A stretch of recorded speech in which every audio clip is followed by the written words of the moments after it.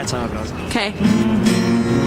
All right, Robin Hood, Wisconsin song.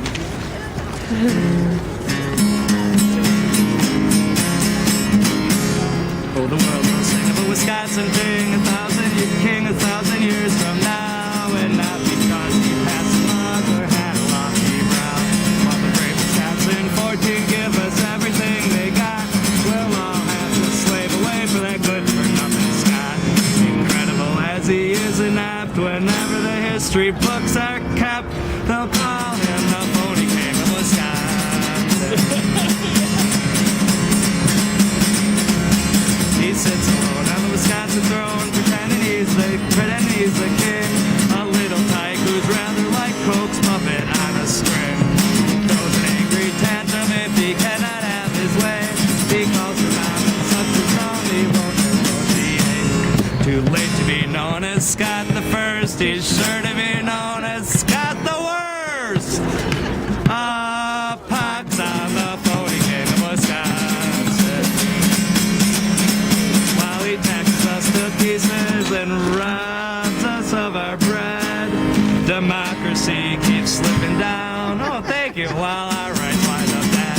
But while there's solidarity in the union's mighty pack, we'll find a way to make him pay and steal our money back. The minute before he knows we're there, we'll snatch up his underwear. The breezy and uneasy king of Wisconsin.